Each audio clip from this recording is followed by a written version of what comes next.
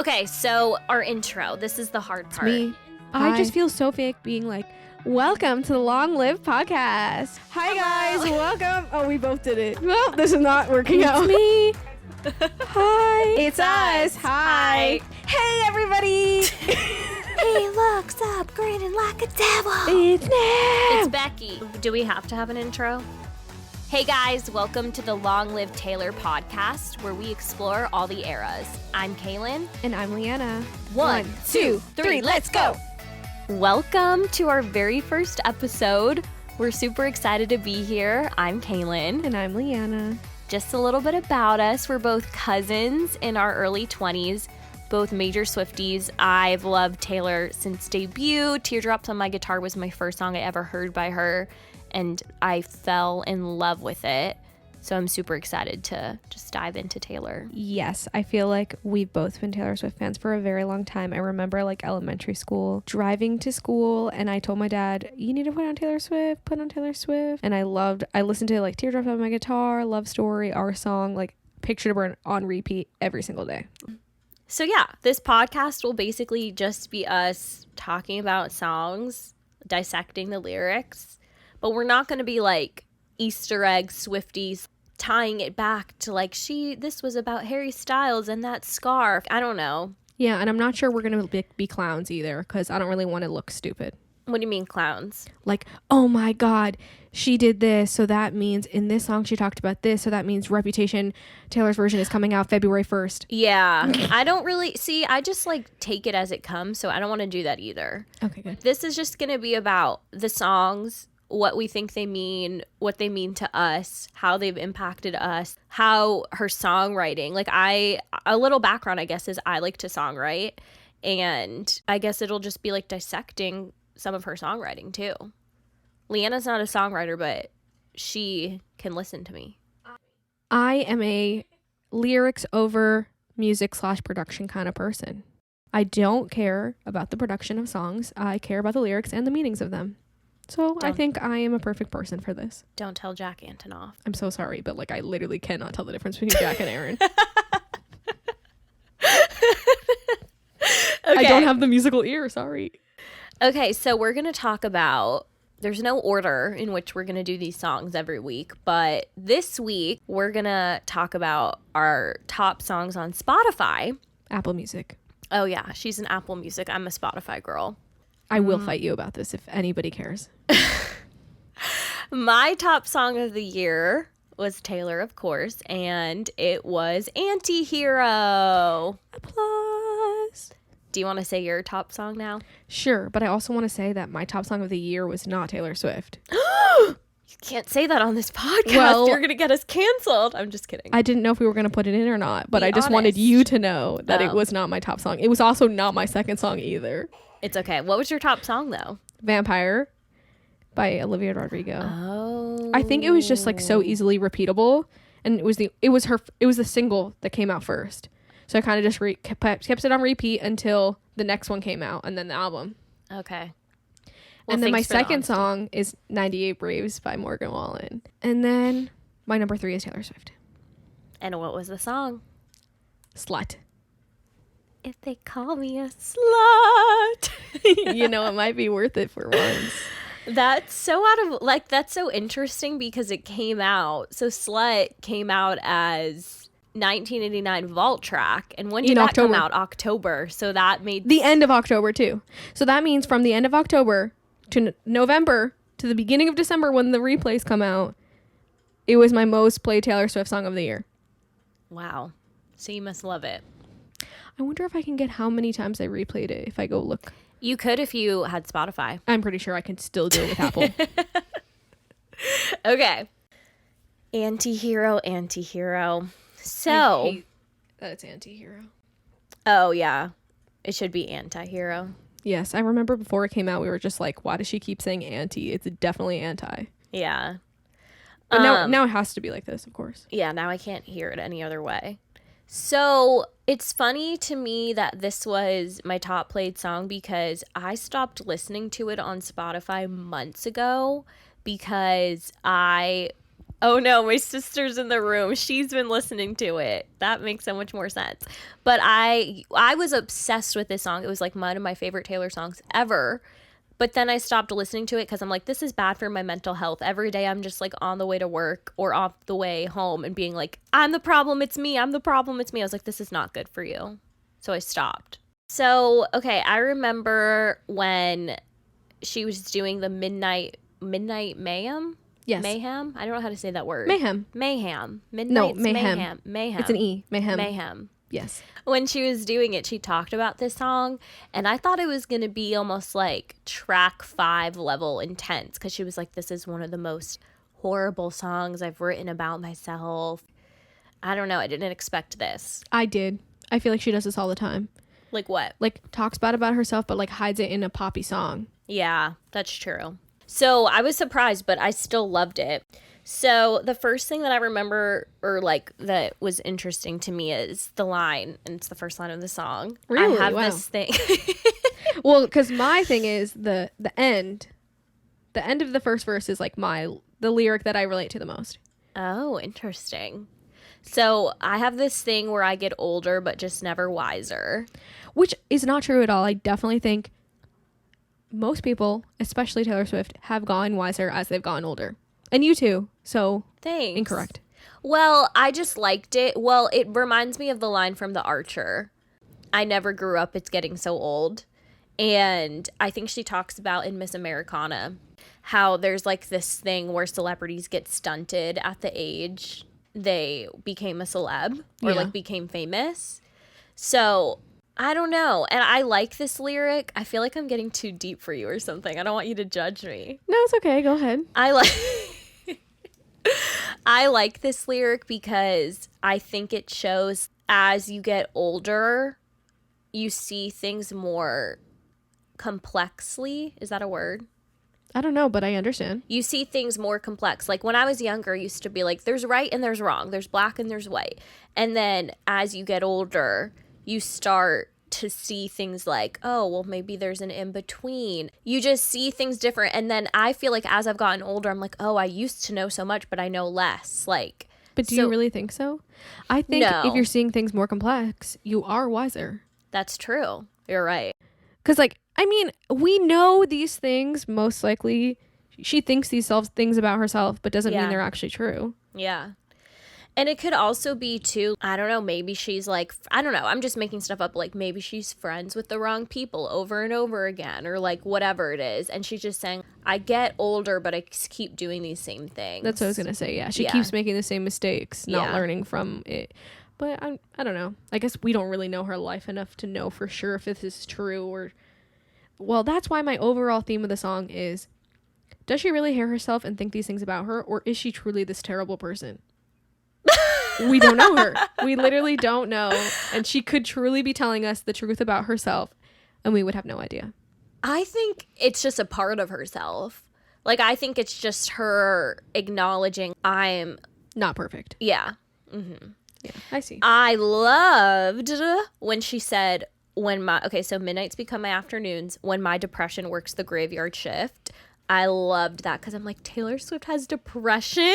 Oh my gosh. I'm like, she's just like us. She's just like real people. She has depression. No, I mean, I understand where you're coming from, but in my mind, I'm like, of course she's depressed. How could you not be depressed living this lifestyle? Like, everyone thinks you're so amazing, but like truly the people close to you, like, you are second guessing every single person who's in your life. Yeah, that's true. I never thought But I liked it because she said the graveyard shift, because people who are depressed, normally you have like insomnia or you can't sleep or you're like your head is racing, and like people with depression, I don't know if it's a true statistic, they have insomnia, they stay up late at night, they're overthinking, they can't shut their brains off. I don't know, I just feel like people with depression are more likely to be awake later in the hours of the day. Yeah, and she's always up writing songs at like 2 a.m. Yeah, but I don't know. I guess, like you said, I think this song, she's taking every terrible thing about herself and like putting it out there and like putting a spotlight on it. Yeah. Okay, so you said you liked the last line. Oh yes, all of the people I've ghosted stand there in the room. Why? Because I ghost people so easily. And sometimes I'm like, oh shoot, like should I have ghosted these people, or like should I have just put in a little more effort to like keep them as at least acquaintances? But like I don't even have acquaintances. This is like therapy for both of us right now. Yeah, maybe I should see a therapist. I liked that line too because I thought it was interesting. Again, I'm like, Taylor Swift ghosts people, but like that totally makes sense. Like I feel like she moves on so fast from things. That's something I'm like, how does she do it? Well, in my mind, I'm like, oh, she must have her reasons. Yeah, because you can give me the littlest reason and I will ghost you. I mean, that's probably not great quality, but like Taylor Swift says, like these are not good qualities of herself. Yeah. Wow, we're so much like Taylor Swift. Wow, twins. Okay, then the pre-chorus. I should not be left to my own devices. They come with prices and vices. I end up in crisis. I think this is really just about her being famous, right? I think it's more just like when she, I don't know. Maybe. I always took it as, I take it very personal of like, I shouldn't be left to make decisions. Well, yeah, I guess. Because I will take it too far. Yeah, in my mind, I'm just like, oh, because she's famous, she has access to all these things and all these opportunities. And, like, she shouldn't be given this much, like, opportunity or, like, privilege, I guess, to, like, make these decisions because she doesn't think she's good enough to do that. Oh, I or, never like, she thought can of ruin it like things that. So easily because of how famous she is. I don't know. Yeah. Okay, this line, I've seen a lot of people, so I love this part of this. I think this might be my favorite part of the song. I wake up... Wait. No, you're missing the Taylor, you'll be fine. You know, it says it says Tale as old as time, but like in the Eras tour, everyone screams Taylor, you'll be fine. Because of the Jack Antonoff Bleachers version. Oh, I guess. We could do a whole... You've never listened to it? No, but that's what they do in the Eras tour. It's a chant. Because of the Jack Antonoff version. So he in says, the Bleacher, Taylor, you'll be fine. Uh-huh. He says, Taylor, you'll be fine. Well, I didn't know that. I didn't listen to it. It's really good. Fake fan alert. Yeah. But... No, the only reason I say this is because I wanted to bring it up because I wanted to talk about how the people in the show, like at the shows, they're like, Taylor, you'll be fine. Like, stop talking shit about yourself. Oh my God, should I curse in this or no? Yeah. Okay. I think you can. But like, that's the whole point, like, right? Like Taylor, like, you're fine. Like, stop talking bad about yourself. Like, wait, so what's the context in the song? So people think that the second verse of the Bleachers version's about Joe. Because Jack is like, sometimes I feel like everyone's an art bro and I just judge them. Oh, okay. I did listen to the clip, I think. Yeah. Because it sounds very familiar. So, but I feel like that chant never like fully came out. Like, no, it's not like 1, 2, 3, let's go, bitch. I think you can hear it in the movie. You can? I want to watch I don't the know movie for again. sure, but Taylor, you'll be fine. Anyway, yeah. So the Bleachers version's really good, but I think over time we'll get more info about what it's really about because it's still very abstract. Yeah. Which is a problem for me. I'm not very good at like deciphering poems and stuff. Like I always failed that in school. I like when I get concrete evidence. I'm a very logical person and I'm not very good at interpreting things that can go many different ways. This is so funny. It's true. You are very logical. You're making me think of these songs. I'm like, wait, I never thought of it like that. I take it as like this like abstract, deep meaning. Well, I think that's the good reason about like how we're doing this and going back and forth and like sharing how we feel about this. I don't think we've really ever sat down and talked about lyrics. A lot of, I mean, maybe like here and there, but not like super dive in, you know? Yeah. Okay, so I wake up screaming. Oh, I just love how this, I know you're not like the production girly, but like I love how it sounds in the song. I wake up screaming from dreaming one day I'll watch as you're leaving because you got tired of my scheming. So. No, I love this. I think this is my favorite part of the song. Me too. It's mine. Because I love when she like makes the production sound like the lyric. And I feel like when I'm listening to it, I feel like I see her like waking up, like screaming, grasping at straws, like trying to hold on. So this was my question though, because people debate. Do you think this is about a relationship or do you think this is about her fans? I think it's about her fans. I can see it both ways, but I don't know. I feel like, does she truly care about relationships this much? Oh, in my notes, maybe I shouldn't say in my notes, but I put because you get tired of my scheming because she's a mastermind. Mm-hmm. And I feel like that's obviously about her fans. Mastermind. Yeah. So I feel like, yes, it has to be about her fans. I agree. I do think it's about the fans, but I like to view it as a relationship because when I first heard it, I thought it was about a relationship. And again, I like to think that I don't think I said this, but I like to relate how am I like Taylor Swift. And I feel like in other songs, she's kind of alluded to the fact that she's problematic and has like an anxious attachment style. I agree. And I was going to say, when I first listened to it, I could definitely see this as a relationship because in my mind, I'm like, oh yeah, too. Like, especially because if you think about it literally, like waking up from a nightmare that your boyfriend left you. Mm-hmm. I feel like a lot of people have felt that or whatever. Yeah. So I definitely can see it that. But like once I actually thought about it hard, then I'm like, no, I think she's talking about the fans. But I feel like that's how her songs are. They can go either way and they both work. Yeah, that's how I feel. I do think it is about the fans, but in my mind, I'm like, I'm going to keep it about a relationship because I feel like that is something I worry about in relationships. You know, you can cause problems in relationships and be crazy sometimes or whatever. And it's like, am I doing this and pushing you away? Or like making you want to leave? Yeah, exactly. So it's like, when will that person get sick of it and just leave? Yeah. Which I love. Oh, it's just so good. Yeah, that's more relatable because we're not famous. Yeah, we don't have fans. Besides my two sisters in the room right now. Okay, then it's me. Hi, I'm the problem. It's me. Tea time. Everybody agrees. I'll stare directly at the sun, but never in the mirror. It must be exhausting. Always rooting for the anti-hero. Okay, I have two things. One, I'm like, is everyone truly talking shit about her, or is this just in her head and she thinks everyone's truly talking shit about her?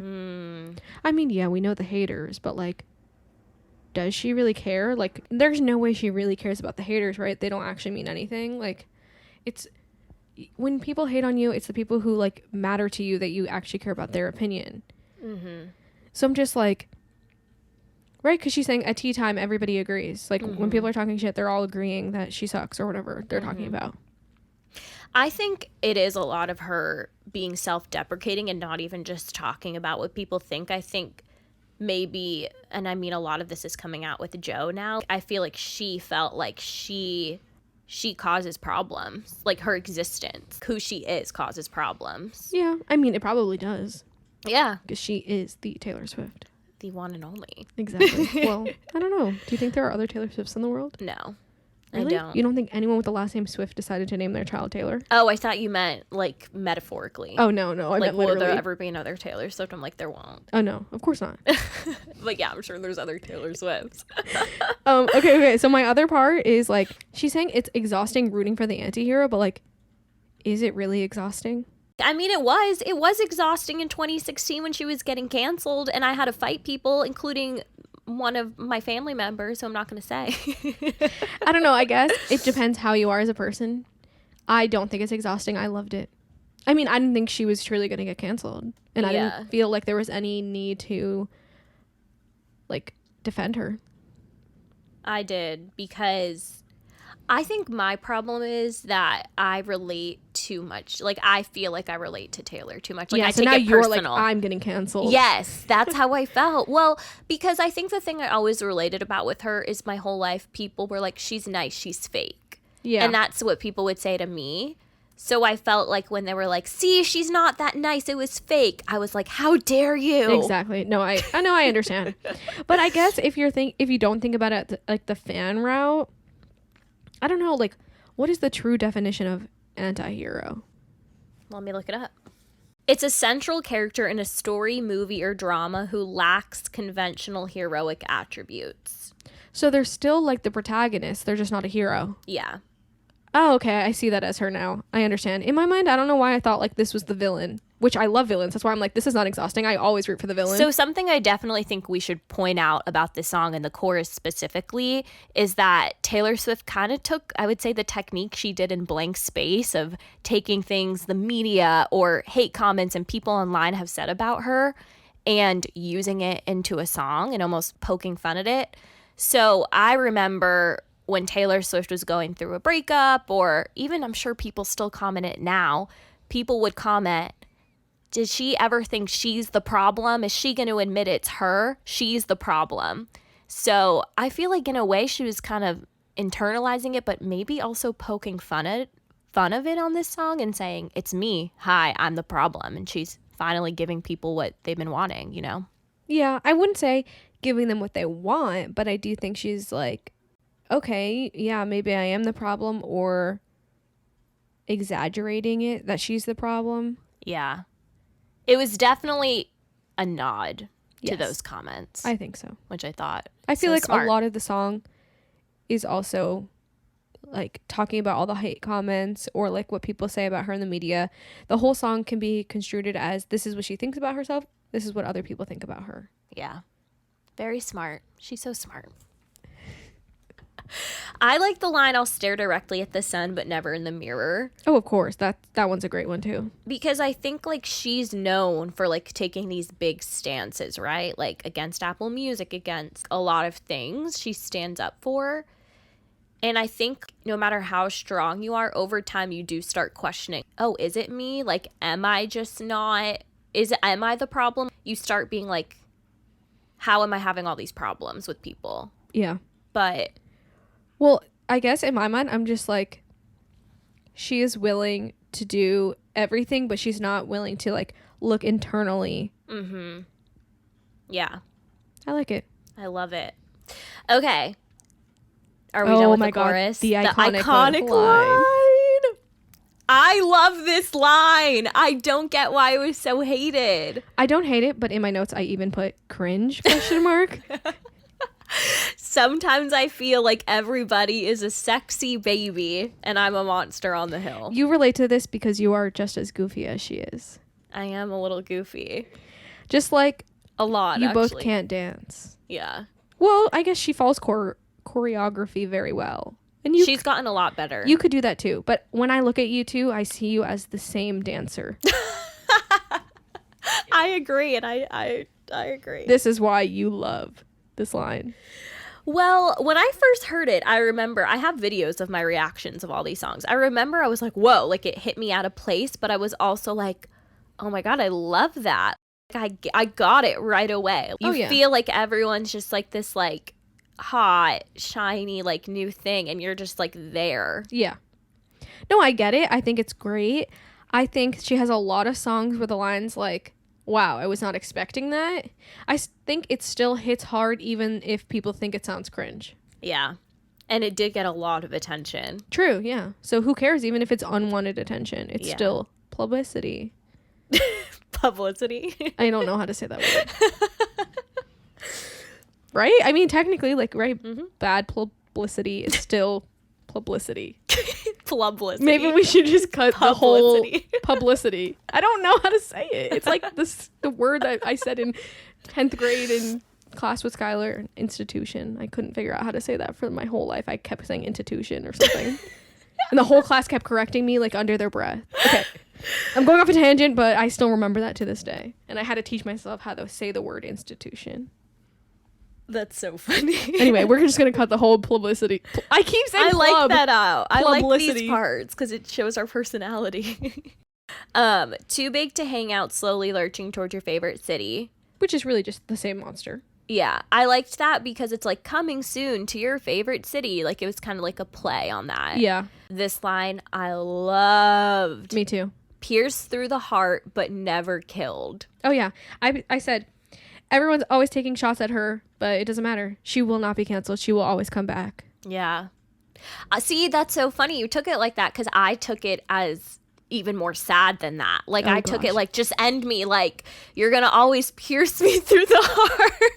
But it's like you never do enough to just end me. Yeah, you're not like, doing a good enough take job. me out of my suffering. Like, that's how I took that line. Oh my gosh.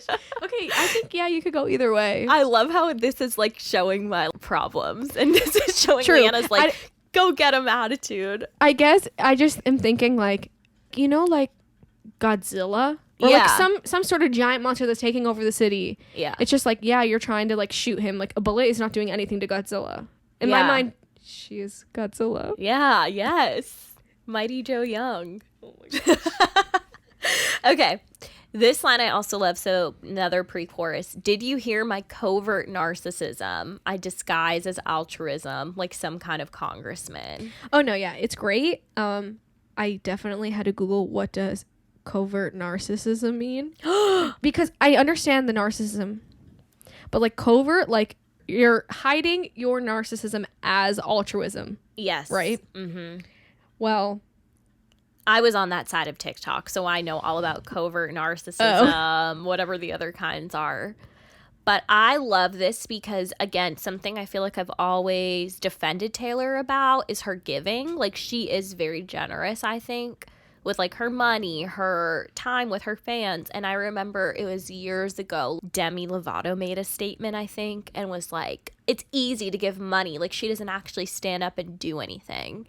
And I was like, it got me so mad because I'm like, this girl's literally giving millions of dollars. She doesn't have to, and you're attacking her. And that's kind of what this line reminded me about. Yeah. I mean, I guess I could see where you're coming, like where Demi's coming from, but at least she's doing something. I think in her mind, she definitely is like, am I not doing enough? Am I just doing this to feel good about myself? Am I just doing this to make myself look better so people don't look at the bad parts of me? Yeah. Because that's what people say. They say that it's like fake and it's just covering up her giving. Haters gonna hate. Of course. Yeah. And then again, I wake up screaming from dreaming one day I'll watch as you're leaving. And life will lose all its meaning for the last time. What do you think For the Last Time is about? I don't know. Because if it is about the fans... I mean...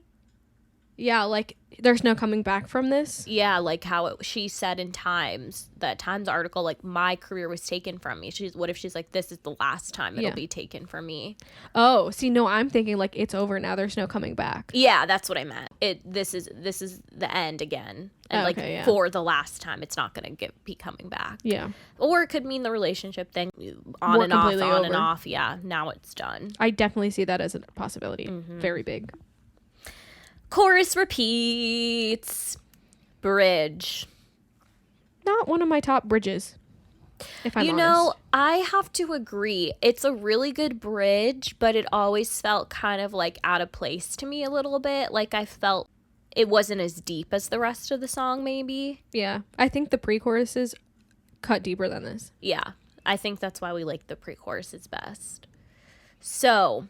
I have this dream my daughter-in-law kills me for the money. She thinks I left them in the will. So this was interesting to me because of all the things we've talked about of Taylor, like being self-deprecating or feeling like this was something I never thought she would think about. Like, oh, even the person she marries, her future family might turn against her. I never thought about that. No, me neither, but I totally see it. Yeah. I mean, she already is like, I already think she thinks of the people close to her. She's already like second guessing them all the time, even if there's no reason to. I think she would easily do that with her family. Yeah. I was like, oh, I didn't even think of this. The family gathers round and reads it, and then someone screams out, she's laughing up at us from hell. I think this is perfect. I think literally going back to the mastermind thing, it's like her scheme, like, ha ha ha, even when I die, they'll see me. Like I'm still going to get them. Mm-hmm. It's just so funny. I remember one of my friends texted me and said, why does Taylor Swift think she's going to hell? I was like, did you listen to the song? Yeah, I was going to say the whole song is her hating herself and all the terrible things about her that's leading her to hell. I know. I guess that is a good way to like kind of towards the end of the song show that all of these things are going to make her go to hell. Mm-hmm. I love the music video for this song, too. yes. That's the best part, I think, of this bridge, at least. Yeah, I agree. I picture the music video now when I listen to the bridge. Me too. It's so good. I love like the what was it like? Oh, I'm gonna make a podcast about this, or what was it? She's basically saying the family's gonna use her name just to like get money, get fame, and not even care about her. Yes, and that's exactly how she feels about people in real life. Are you using me just to get the fame, just to get the clout? Yeah. Wow. You went full circle. Mm-hmm. And then repeat chorus. I love this song. I love when Taylor gives us more personal stuff about herself, because even though she is this famous, rich mega star, she's still a real human. with emotions, and I love seeing that. So that's probably why this was my most played song. So for this part of the podcast, we're going to play a little game of Guess That Song. Me and Kaylan do this all the time with each other. So we're each going to play like a second of a song. We're going to go back and forth trying to guess what it is until one of us doesn't know or guesses wrong. All right. I'm like the master of this game. Yeah, so I'm basically going to lose every week. I feel like I have a lot to live up to. Okay. You want to go first? Sure. Okay. She's going to play me a song. Mirror Ball. Wow. Snow on the beach. Yep. Today was a fairy tale. Correct.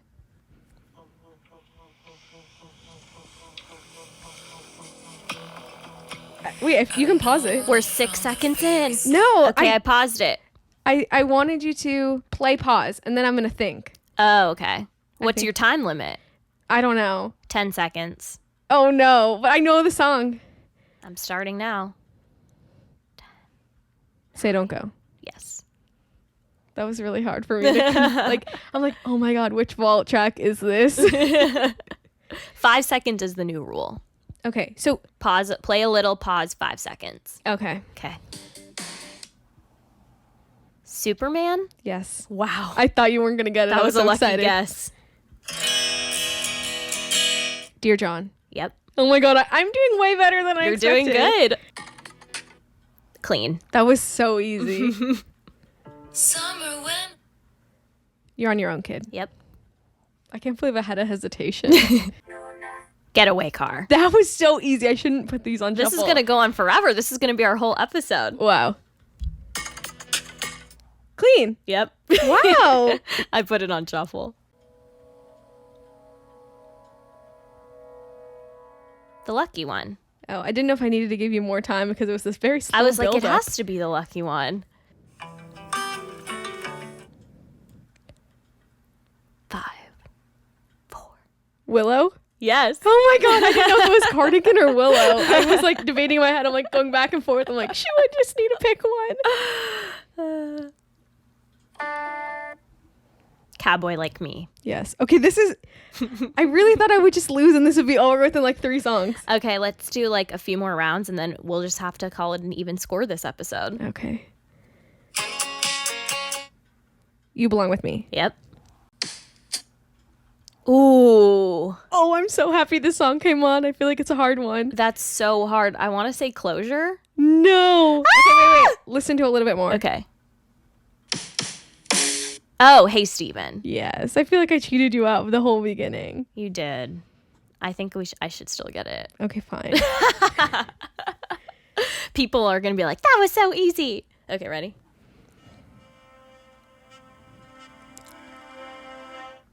That was 4 seconds. I know it. I can sing it in my head. I'm gonna time out. But Salt Air. 5, 4. You're right. I literally can't figure out the name in my head. 3, 2. August. Yes. Oh my God. This is gonna take forever. I know. Should we just call it even this week? Yeah, let's do it. We Okay. should put a max on the songs. Yeah. Well, That was a lot. that was fun though. That was super fun. The score for episode 1 is even. None of us got a point this week. But thank you guys so much for listening to our first episode. This was like really exciting for us. So we would love it if you could rate, review. I don't know, what else can they do on podcasts? Rate and review? Yeah. Yeah, so we'd love it. And also follow us on socials at Long Live Taylor Pod. And if you have anything you want us to discuss, any points you want us to make, anything you even disagree with, I feel like that would be fun to get some hate mail. You can email us at longlivetaylorpod@gmail.com. Next week, we're going to go into part 2 of Leanna's top Taylor song of 2023. Slut. Slut. Thank you guys for listening. Thank you.